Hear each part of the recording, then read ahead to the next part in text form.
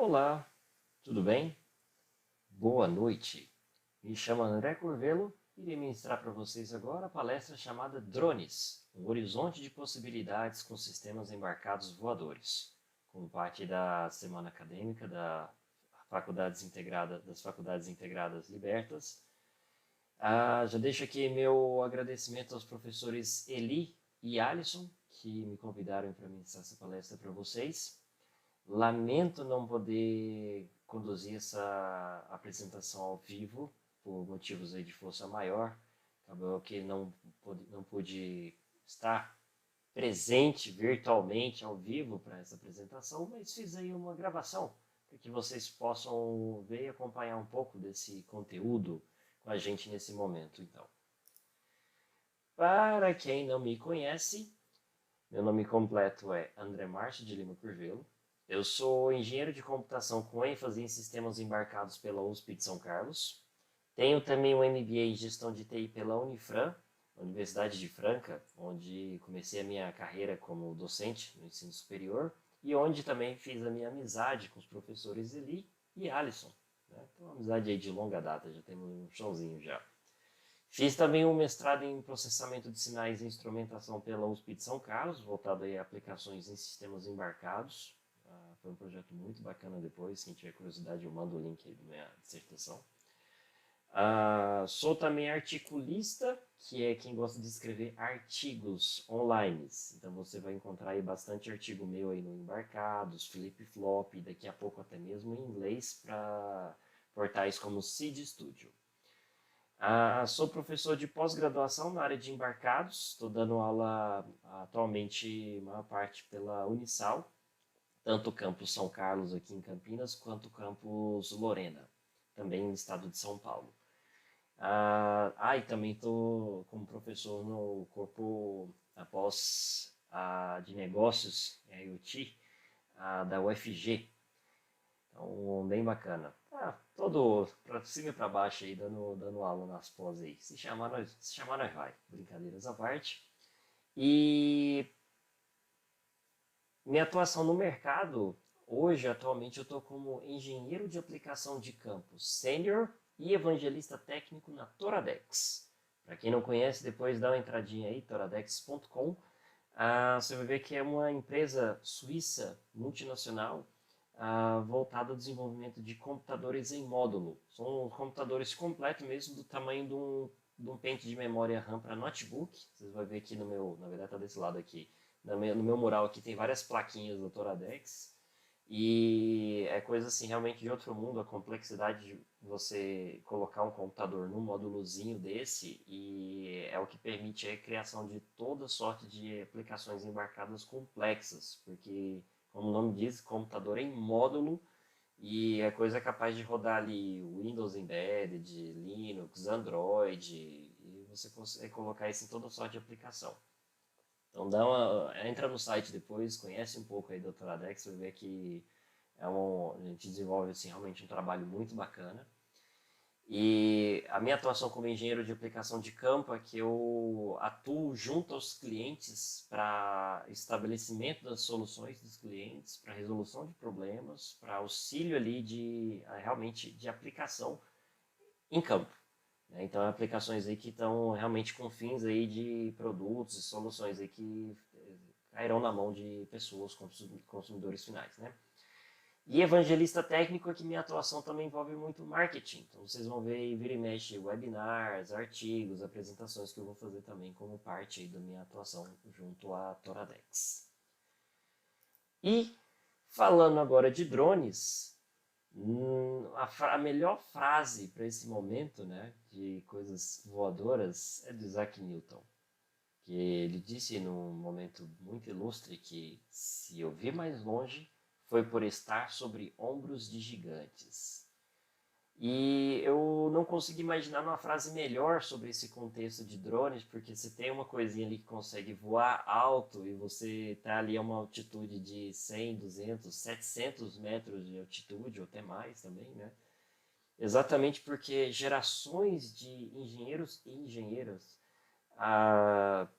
gastaram ali seu tempo, abriram mão aí de lazer, família, de passar tempo com a família, né? Alguns aí podem até ter sacrificado família também, brincadeira.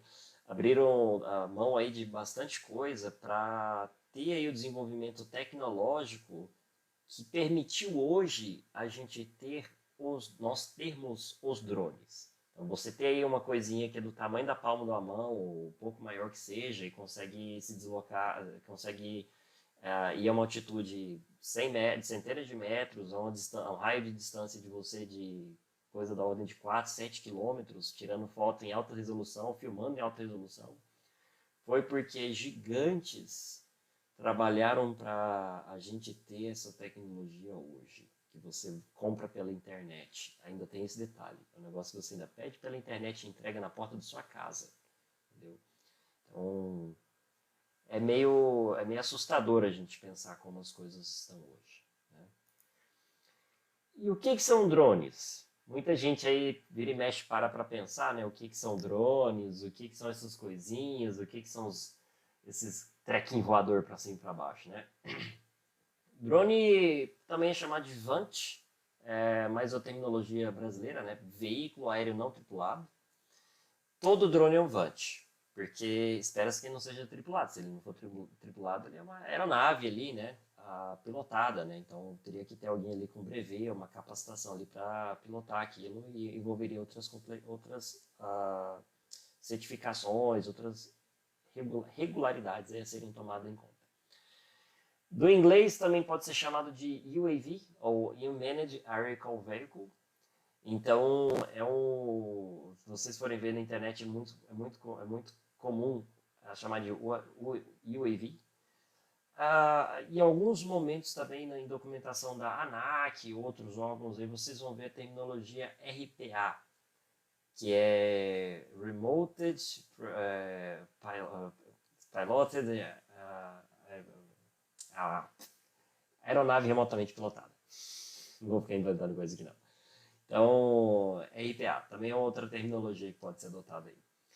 Drone também, se vocês forem ver no dicionário mesmo, significa zangão, por conta do ruído característico que o drone provoca quando ele está funcionando.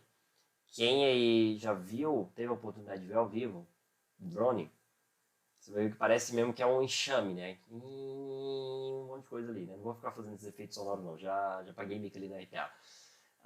Remoted, Piloted, aeronave, alguma coisa assim. Então, drone tem esse nome mesmo, zangão, mas também pode ser por Dynamic Remotely Operated Navigation Equipment. Então, quem gosta aí de ter os nomes em cada uma dessas letrinhas, tem também toda a terminologia aí para drone.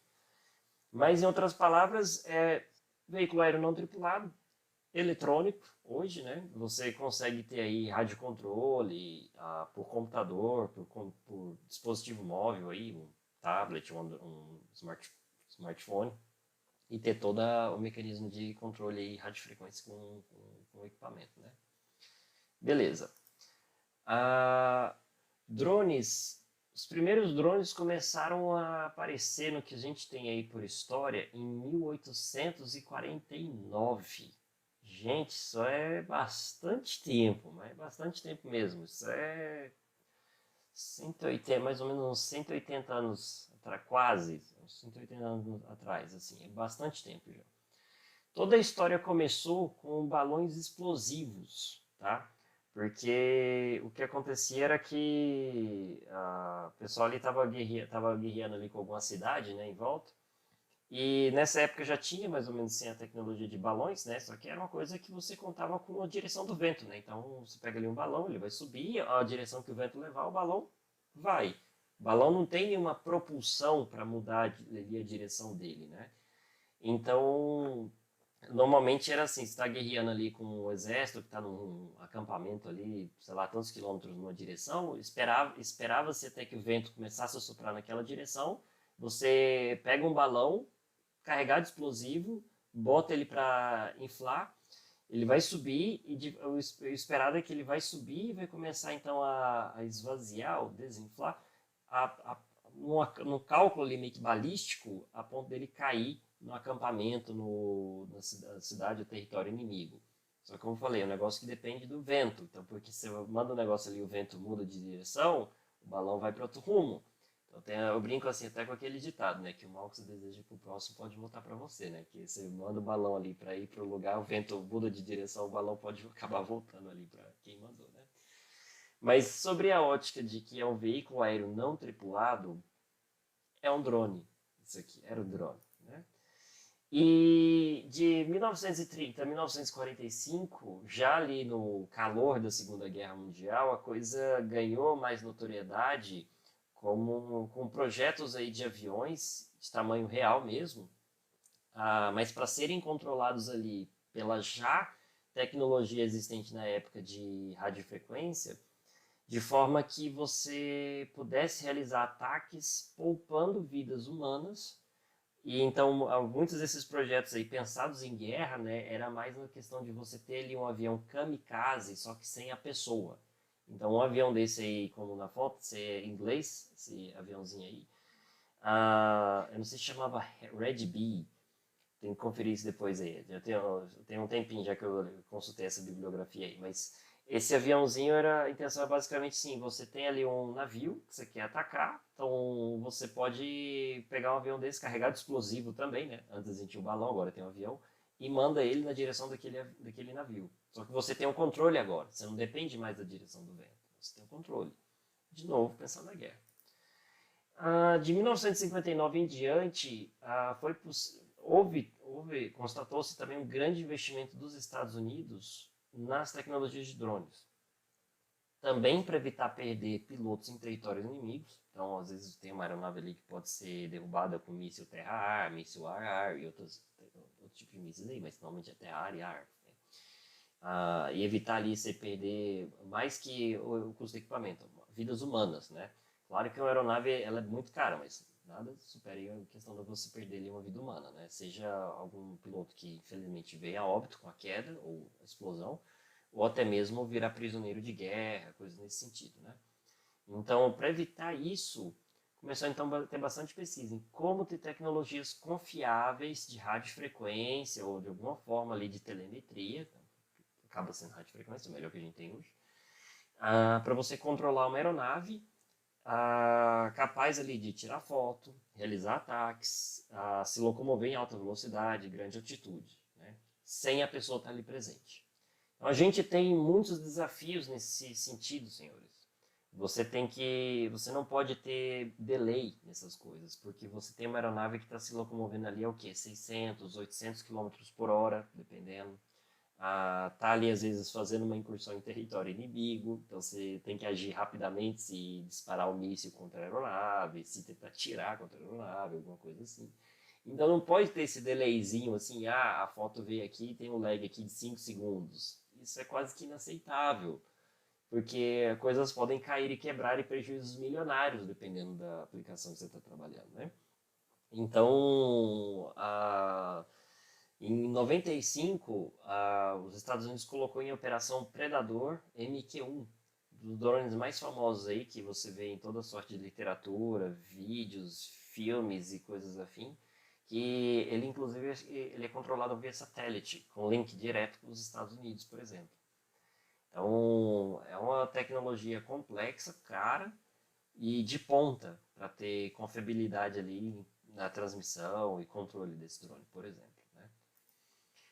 Mas o que começou com guerra, hoje a gente tem aí aplicações a diversão, mercado e pesquisa.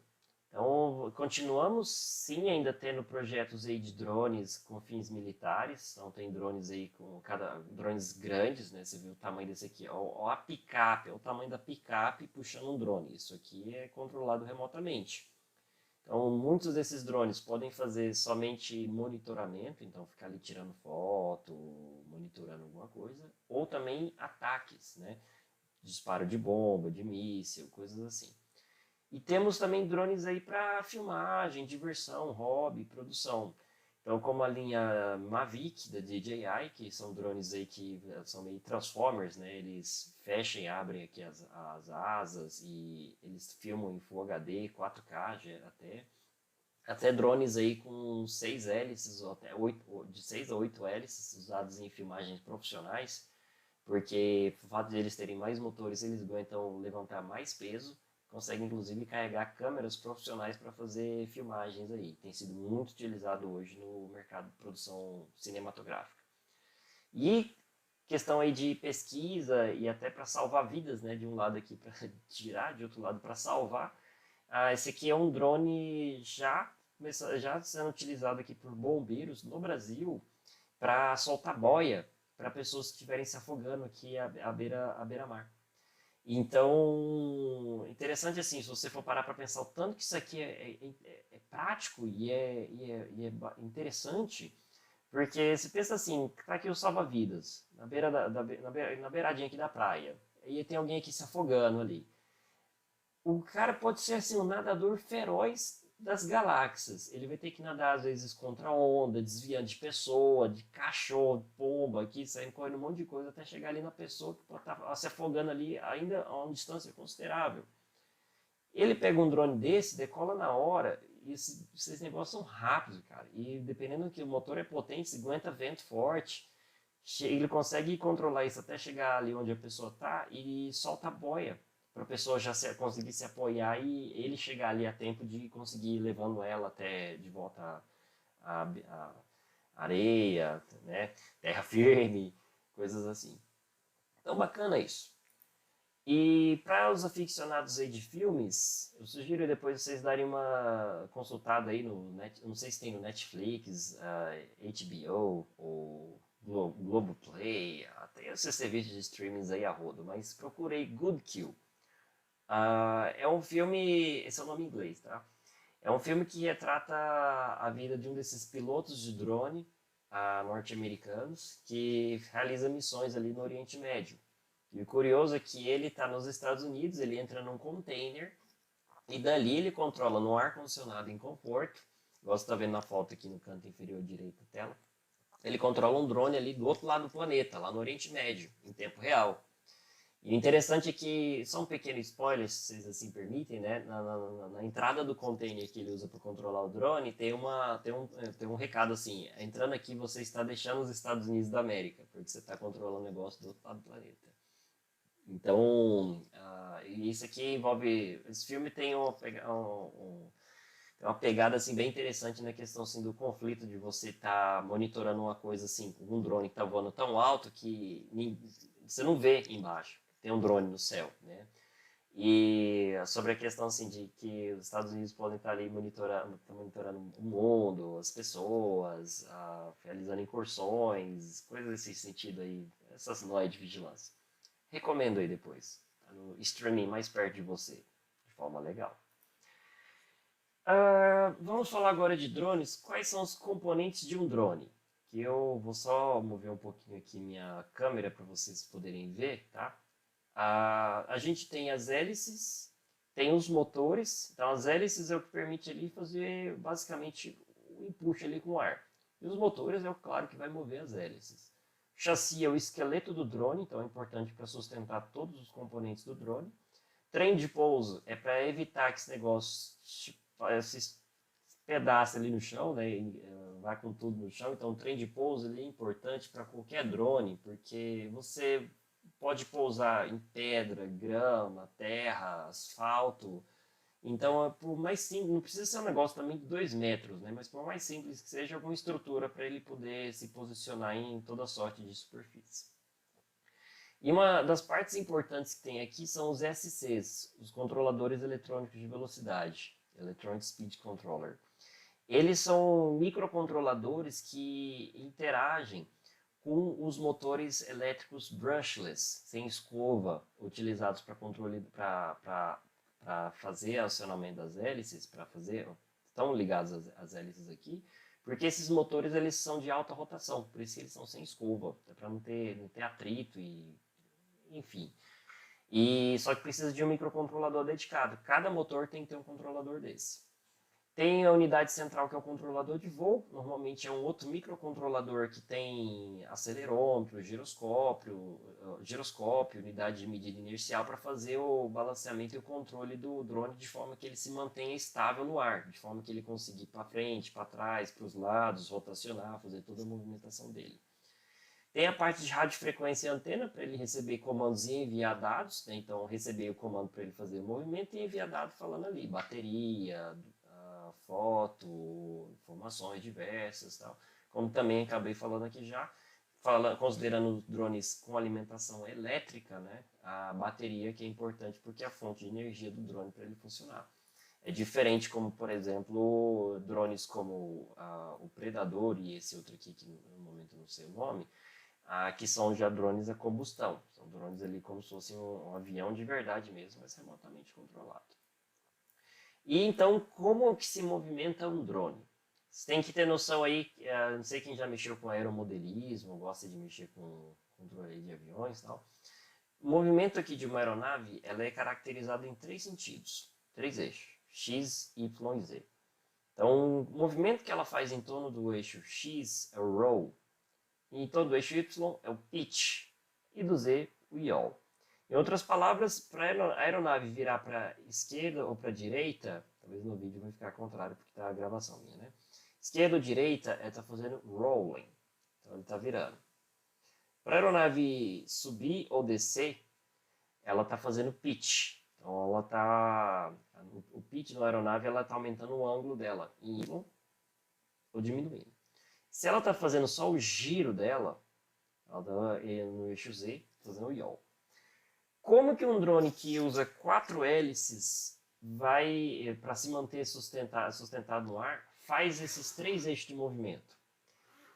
Todo o segredo está na alteração da velocidade de rotação de cada uma das hélices que compõem a estrutura do drone. Por quê? A alteração na velocidade dessas hélices vai provocar um efeito sobre o torque. E esse efeito sobre o torque vai provocar essa movimentação.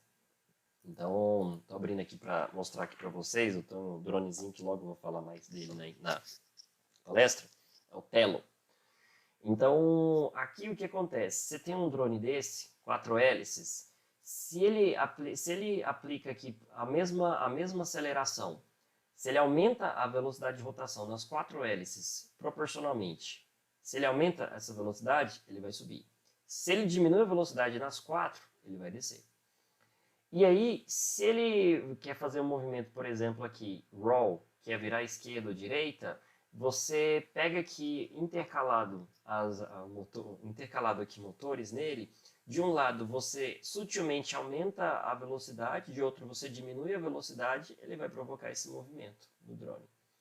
Se você quer fazer o pitch, é a mesma coisa também.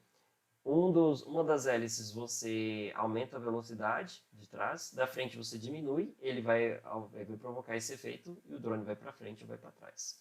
O yaw, controladamente, em cada uma das hélices você aumenta a velocidade e diminui, vai provocar esse efeito do torque e ele vai fazer então esse movimento aqui no ar. É como se tivesse parado, mas ele está girando. Então todo o segredo está na alteração da velocidade das hélices. Porque o drone ele tem que se manter no ar, então os motores não vão parar de ficar gerando impulso do ar para manter o drone no ar. Então você altera a velocidade e ele então vai realizar o movimento dele. E um drone, por mais simples que seja, ele tem uma arquitetura de operação tal como essa. Ele tem os controladores eletrônicos de velocidade, que fazem interface com os motores para controlar a velocidade de rotação dos motores. Isso está num microcontrolador ou na unidade de controle que vai ter uma pilha de voo, ou uma malha de controle, para que, alimentada com os sensores aqui de posicionamento do drone, consiga aqui fazer o controle dos motores para ele então se manter no ar parado, ou ele fazer a movimentação desejada, para ele se locomover ou se equilibrar. Às vezes você quer que o drone fique parado. O comando dele é para ele ficar parado, mas vem uma rajada de vento. Ele vai ter que compensar isso para ele continuar parado, que é o estado que ele tem que ficar. Então, tem toda uma complexa malha de controle aqui para manter ou alterar o estado do drone frente às variáveis de entrada que tem, como sensores como acelerômetro, giroscópio, barômetro que dá a noção de altitude, magnetômetro para dar a bússola ali, no norte magnético, GPS para os drones mais complexos, esse catatauzinho aqui não tem GPS, coitado, né? Mas tem um outro ali que tem, aí aquele lá é bom. E controle de radiofrequência, interfaces com aplicações e outras coisas. Então, as entradas, elas fornecem as alterações de estado e alimentam aqui a malha de controle. E as saídas vão provocar ali o efeito desejado de alteração no drone. E para vocês, galerinha da computação, a arquitetura de operação do drone, qualquer drone que seja, é a boa e velha arquitetura cliente-servidor. Só que vem uma sacada. O drone é o servidor. Então você vai conectar qualquer coisa que seja num drone, o que vai acontecer vai ser que o teu celular vai ser o cliente. Então o teu celular vai conectar no drone, que é o servidor. Então esse drone, por exemplo, aqui, quando eu ligo ele se passa como um ponto de acesso Wi-Fi. Aí eu conecto nesse drone e aí começa então a acessar aqui a câmera, os dados dele, faço todo o controle aqui para ele então operar. Então, isso usando radiofrequências, que podem ser bandas proprietárias. É muito comum esses drones aí que para uso civil, você compra aí na internet para você poder usar e brincar e se divertir para hobby, né? Usarem Wi-Fi, acredite, Wi-Fi. A questão é que alguns usam Wi-Fi com sinal amplificado, outros não. Sinal amplificado quer dizer que tem uma potência de sinal maior, tá? Tem alguém for mais meticuloso na terminologia, né? Então, esse aqui, por exemplo, o Wi-Fi ele vai até uns 50 metros em área aberta. E olha lá, né? Eu não confio. Eu tenho ali, por exemplo, uma Vic Mini que usa o controle dele com Wi-Fi. Eu já fui aqui no meu bairro a coisa de 300, 400 metros. Em área aberta, reza a lenda que vai 2 a 4 quilômetros. Então, área aberta, você não vai ter interferência, coisas nesse sentido. Então, é bem bacana isso. Então, veja, o Wi-Fi tem sido muito utilizado, mas existem sinais digitais, existem bandas digitais que são usadas aí de acordo com o fabricante também, né? Ele tem um controle que tem ali toda a API, protocolo que o fabricante implementa, utiliza. Então, não é uma coisa que você vai e sai usando. O fabricante tem ali a dele, você tem que usar o controle do fabricante.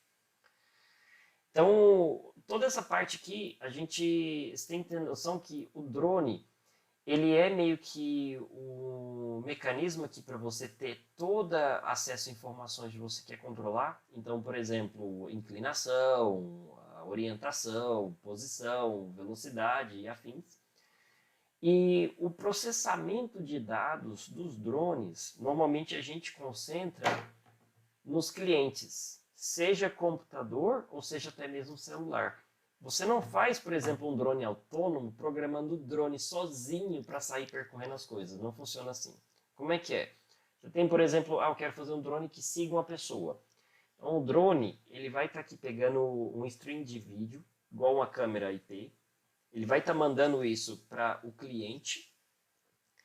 E a aplicação no cliente que tem ali normalmente mais poder de processamento, mais recursos e não tem problema se travar, né? Vai processar isso e vai ver, por exemplo, essa pessoa, drone, está à sua direita. Então, mova drone à direita para ficar centralizado a pessoa. Então, o drone manda isso para um computador que vai processar esses dados, voltando os comandos para o drone para realizar a ação desejada no local em que o drone está. Então a gente não concentra porque o drone, para ele se manter no ar, já ocupa muito poder de processamento aqui, inclusive de sistemas complexos hoje, muito bons. Porque pensa, tá falando de Newton, lei de Newton, tudo que sobe desce, fazendo uma piadinha. Se esse negócio que trava, gente, você faz algum programa ali que dá até um pau, um bug, uma exception ali da vida, alguma coisa assim, o negócio vai pro chão. Então a gente tenta evitar alterar aqui a malha de controle do drone, porque se o computador der tela azul, o drone continua de pé. Isso vocês têm que entender. Então, o drone, eu vou ter uma palavrinha com vocês sobre drones autônomos, né? Um drone que eu recomendo quem está começando a pegar é o AR Drone, ou AR Drone, da Parrot. É um drone que hoje, infelizmente, ele não é mais vendido novo, a não ser que você dê sorte de achar em alguma loja, talvez vai vender ele enfia na faca. Você acha no Mercado Livre, usado. E o bacana é que é um drone hackeável. Então a galera aí já abre, esmiuçou, conecta Arduino com esse drone, ele tem porta USB. Então, não sei se vocês viram aqui, eu tinha um desses, vendi, perdão. Ele tem uma porta USB aqui, que já você vê gente plugando Arduino, ESP, nesse drone aqui, fazendo um monte de arte. E é um drone que você acessa via Wi-Fi e ele roda Linux, esse dronezinho roda Linux. E você consegue acessar ele via Telnet. Olha só, você vai ter Telnet do drone, para ver aqui o terminal, o Linux dele, espaço, RAM, carregar programa, fazer outras coisas assim. Então é bem bacana, é tido como um drone mais hackeável que existe, mas infelizmente saiu de linha.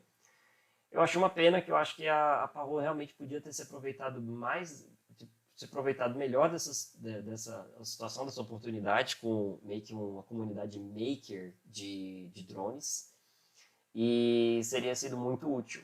Esse drone é bacana porque ele tem duas câmeras que você pode acessar na sua aplicação. A câmera frontal e a câmera vertical, porque ele usa para se referenciar.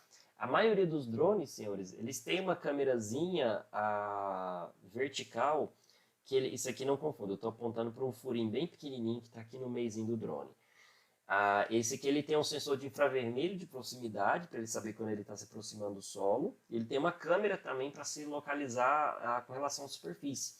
Isso é o mesmo conceito que o teu mouse faz para saber o deslocamento. Então, qualquer drone que se preze, ele tem essa câmerazinha só para ele se referenciar. O bacana desse é que ele deixa a aplicação pegar o stream de vídeo dessa câmera também. Esse aqui não deixa, eu não consigo, só consigo pegar o stream da câmera principal. Então, detalhes aí, né? E o bacana, assim, você está pensando em começar com drones, você pode montar o seu, que é um negócio muito complicado, muito complexo, vai sair caro. Se você quiser fazer isso, esteja disposto a gastar 4 dígitos aí, no mínimo, nessa brincadeira, tá? Agora, eu sou da linha que eu gosto de pegar algo ali que me permita programar e aprimorar aquilo, ou expandir aquelas funcionalidades. E alguns fabricantes, eles são favoráveis a permitir que você programe os drones deles. Então eu recomendo sempre você estar de olho em algum drone, olha se o fabricante permite você programar. A Parrot, que fez esse Air Drone, hoje eles já estão com alguns drones mais modernos, como o Anafai, esse que está aparecendo aí na projeção. Inclusive é bem interessante que a câmera dele consegue ficar vendo até assim para cima, né? Ela faz todo uns 180 graus ali em orientação assim, norte a sul praticamente, né? Esse Anafai é o carro-chefe da Parrot agora, e eles têm aqui um GitHub com um SDK para você programar esse drone. Seja fazer aplicações para Android, iOS e aprimorar as funcionalidades do drone. Eles deixam um protocolo meio que aberto para você poder utilizar o drone deles. Novamente, não é para você reprogramar o firmware do drone, é para você interagir com o drone como aplicação cliente. Então isso é uma coisa que vocês têm que ter bem noção disso aí, né? O drone é sagrado, você não mexe no que está ali dentro, a não ser que você tenha muita certeza do que você está fazendo. E a DJI também é uma outra fabricante que é muito amiga da comunidade de desenvolvedores já há um tempo. E eles têm a suíte de desenvolvimento para computador, para Android, iOS, para toda sorte de linguagens também. Você encontra bibliotecas para Python, .NET, Java e afins, seja ou por eles ou por afiliados aí, por exemplo, né? Uma vez que você abre os protocolos, começa a surgir suporte para toda sorte de linguagem. Então, bacana, a DJI e a Parrot são duas que eu conheço que são bem abertas com a comunidade de desenvolvedores. Então, como eu estava falando para vocês, na parte de sensoriamento, inteligência e controle, o drone em si, ele é o servidor. O elemento cliente vai desempenhar o controle remotamente. E aí, nessa telemetria, nesse controle remoto, a aplicação cliente vai avaliar dados de câmera, GPS, sensor inercial e demais sensores, fazendo o que a gente chama de fusão de sensores. E com base nessa recepção de dados, controla o drone. como exemplo do drone para seguir uma pessoa. Drone, vai mais para a direita, vai mais para a esquerda, sobe, desce, volta, deu ruim, volta, volta. Coisas afins. Porque se você concentra a lógica no drone, você pode ter o problema de você perder o sinal, perder o controle, travar. Então, se você concentra no drone, coisas não é que elas podem dar errado, elas vão dar errado. E a sua aplicação ela tem que estar preparada para atuar quando isso der errado. Então é por isso que vários programinhas de controle de drone, eles têm meio que um botão de emergência para ou ele voltar ou ele desligar de uma vez, fazer coisas afins, por exemplo. Porque você pode estar, vamos supor que o drone está indo ali e vai se chocar com uma pessoa. Vamos supor que você fez um drone, não, eu consigo fazer o meu autônomo aqui. Aí você, beleza, fez, você ligou, o drone ele vai sair sozinho ali. Então ele pode se chocar numa parede, numa criança, num animal, sei lá, num veículo, causar um prejuízo aí pessoal, material, né? Então o motivo de você não concentrar lógica no drone é para segurança, é para você saber o que está acontecendo pelo monitoramento, para você retomar o controle se as coisas derem errado e possivelmente ali, a recomendação tem um botão de emergência se as coisas saírem do controle. E para quem está começando, esse drone aqui, o Tello da DJI, ele é um dos mais baratinhos que se encontra no mercado, se não o mais barato. Podem variar o preço dele pode variar dependendo da loja, quase saí Black Friday, meu Deus do céu, até arrepio aqui do espinho assim abaixo. Black Friday, Outlet, coisas assim, você acha ele em preços diversos. Eu tive colega que conseguiu comprar por R$200 em promoção de Outlet. Aqui tem tipo Magazine Luiza, Carrefour, Submarino, são lojas aí que normalmente vendem, você acha aí por cerca de uns R$500 mais ou menos. O dólar alto hoje talvez tenha inflacionado um pouco esses preços aí por conta do dólar. Mas o bacana é que é um drone que o protocolo dele é aberto. Então você vai achar bibliotecas para programar esse cara aqui até em Node.js. Você vai em Node, Java, Python, C, C++, HiQ-Python aqui, você vai achar. Então é um drone barato, com um protocolo aberto. Para quem não sabe, o protocolo que você comanda até com Telnet. Então tem vários comandinhos que você pode fazer para pegar stream de vídeo, fazer ele decolar, pousar, girar. Aqui eu estou falando para vocês o modo de emergência aqui do comando dele, que para os motores de uma vez, se algo der errado. Então normalmente os drones têm o modo de emergência. Então aqui tem no GitHub Tello Python, que é o repositório da bibliotequinha dele para Python. E o que eu recomendo assim, começar com um drone barato, porque se você não tem experiência com drone, as coisas tendem a cair. E se você gasta muito com drone e você bate isso aqui na parede, você vai quebrar a hélice, vai quebrar a estrutura, vai quebrar algumas coisas a mais e você vai ter um prejuízo. Então, começa por baixo, gastando pouco, até você pegar o jeito e o manejo da coisa, aí você vai pegando os drones mais caros porque você vai ter mais experiência, porque se der alguma coisa errada ali, foi porque realmente algo saiu muito errado. Então, do contrário, você pode ter um prejuízo aí salgado, depois tentar se justificar aí pro cônjuge, pro namorado aí da vida, alguma coisa. Nossa, o que aconteceu? Eu gastei 3 pau aqui no drone e quebrei ele, né? Vai ser meio complicado você justificar isso aí, né? Então, começando por baixo, e é bacana que esse é um drone para quem gosta de programar, muito prático para você fazer aplicações aí de robótica, para seguir objetos, seguir pessoas, seguidor de linha, coisas afins. Então tem aqui um outro exemplinho do Telolib, que é uma aplicaçãozinha para você fazer uma aplicação móvel para Android, mobile, né? Você consegue controlar o drone por meio de joysticks na tela, ou até joystick compatível com PlayStation 3 e afins. Isso aqui, se eu não estiver enganado, é uma biblioteca acho, baseada em Xamarin. Se eu não estiver enganado, acho que é Xamarin. Então, coisinha aí também, tem uns requintes de .NET, C Sharp, afins, assim, não está me xingando aí. Então, o suporte aí da comunidade permite que você tenha bibliotecas aí para integrar isso com, por exemplo, a OpenCV, para fazer visão computacional. Você consegue fazer um drone, que você já consegue integrar aqui pela câmera, e fazer ele seguir um objeto, seguir uma pessoa, seguir alguma coisa, fazer um efeito aqui qualquer, e controlar o drone assim. Né? E veja que é muito simples programar esse drone. Olha o exemplinho que eu preparei aqui para vocês. Então, vamos em Python. Uma vez que você está conectado, o seu computador está conectado ao drone via Wi-Fi, você pode criar um socket nele de conexão, host que você não deixa zerados, que não vai ser problema, que você vai conectar nele. Porta 8890 está na documentação. Né? Isso aqui fica. Acho que isso aqui eu coloquei. Tá fazendo teste aqui. Esquece. Mas esse aqui, basicamente, deixa. Host 000, não, acho que faz sentido, tô lembrando aqui. Então, port 8890, tá ok.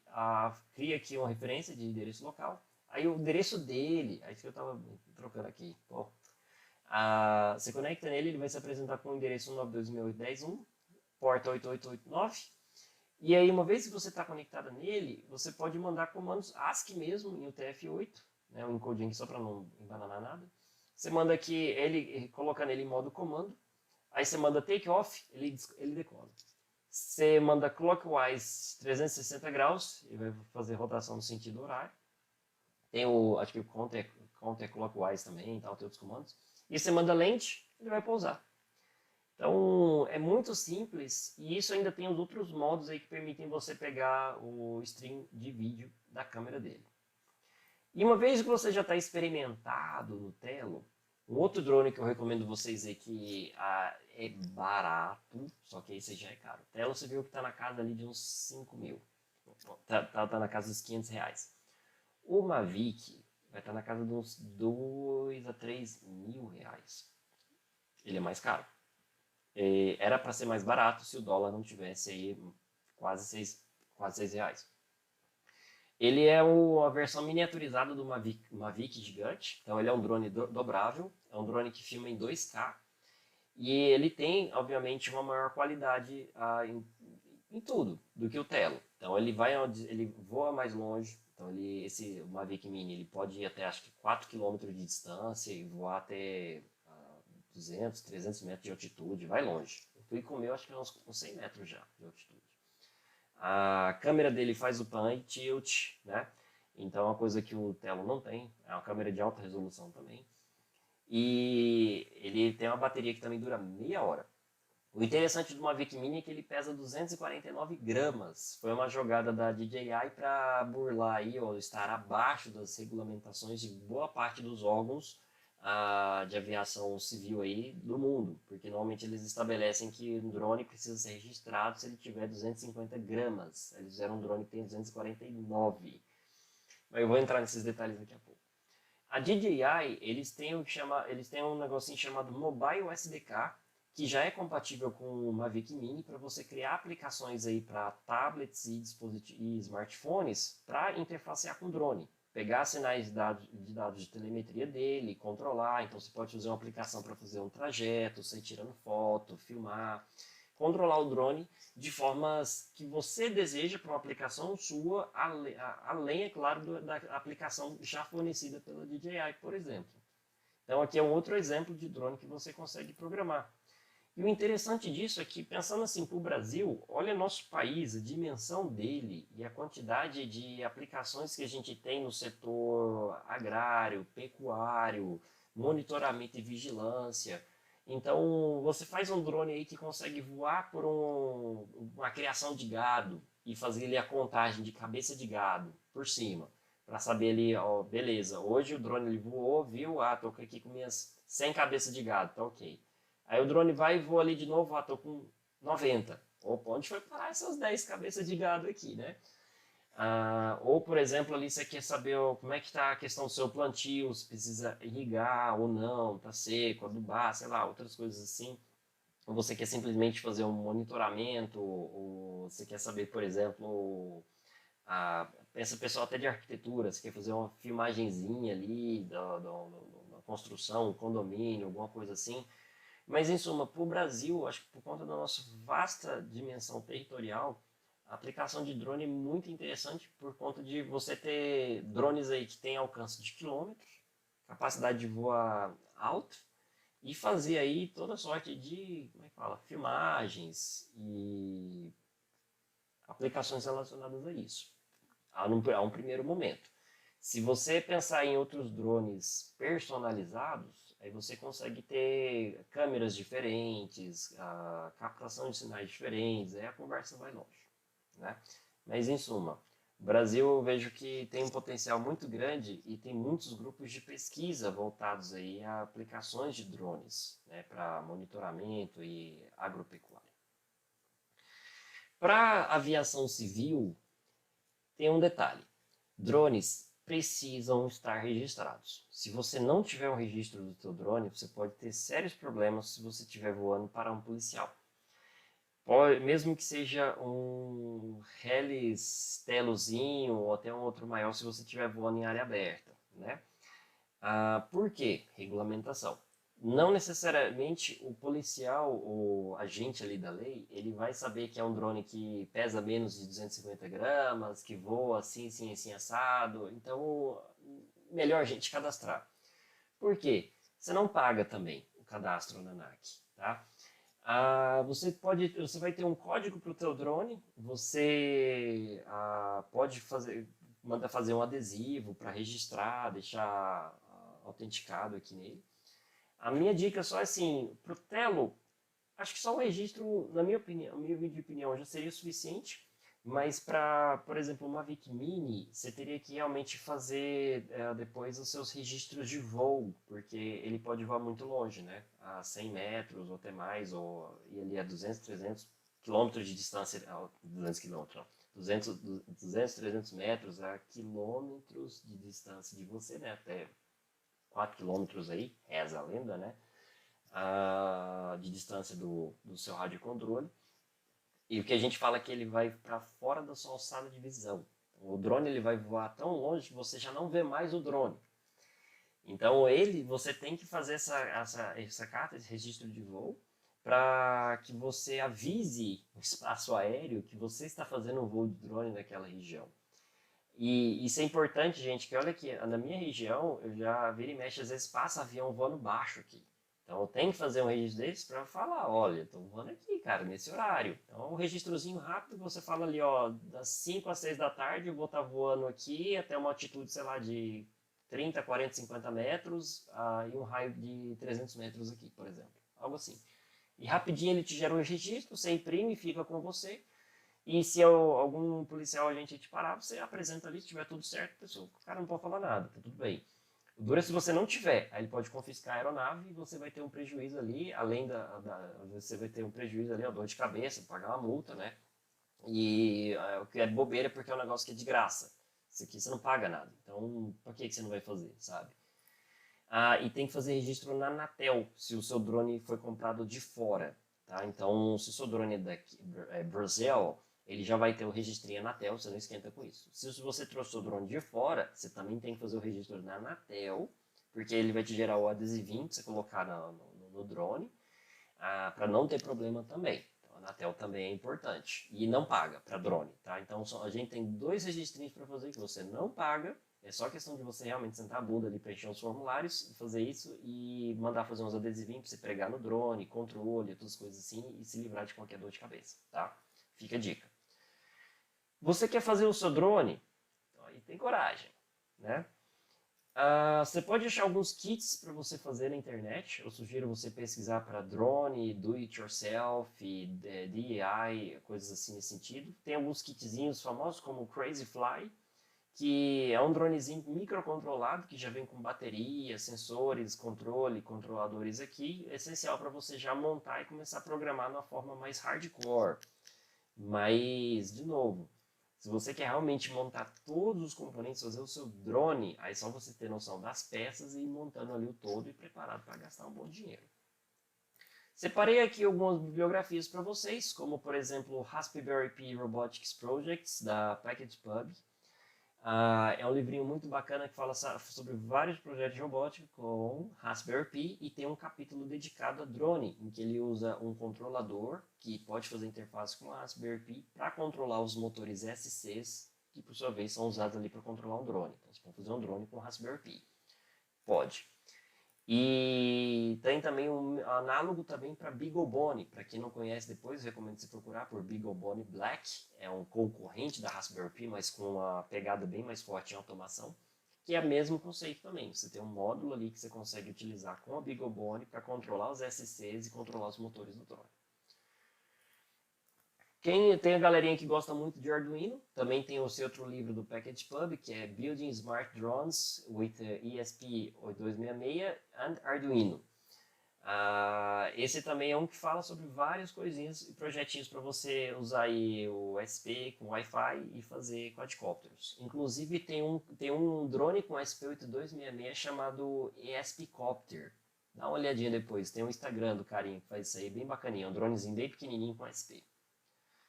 Então, gente, demos aí, foi praticamente perfect nosso tempo. Para a proposta de fazer uma palestrinha de 50 minutinhos, uma maciota aí, de boa. Agradeço aí muito a atenção aí de vocês, senhores. Obrigado por vocês estarem assistindo o link aí que a gente passou para vocês com a gravação dessa palestrinha. Qualquer dúvida, por favor, entre em contato, que infelizmente eu não vou estar presenciando essa palestra aqui ao vivo. Mas será um imenso prazer eu poder responder e auxiliar vocês aí em dúvidas, questões a respeito de drones e programação e afins, né? Então, uma forma de vocês entrarem em contato comigo é através aqui pode ser Twitter, se você quiser ver os vídeos no YouTube, tem que atualizar meu canal depois, meu site, Facebook e o e-mail aqui finalmente. Então, tiver qualquer dúvida, por favor, manda aí um e-mailzinho para mim, tá? Professor, gostei da palestra, mas como é que é agora aqui se eu quero programar um drone, se eu quero, sei lá, fazer uma interface XYZ com Arduino, com câmera, tô com um negócio assim, uma dúvida assim, sabe? Não se acanhe, tá? Pode mandar um e-mailzinho para mim com a dúvida, pergunta, eu vou ter o maior prazer em poder responder vocês, tá, senhores? Então, espero que tenham gostado, um grande abraço, uma boa noite e um bom final de semana. E até mais.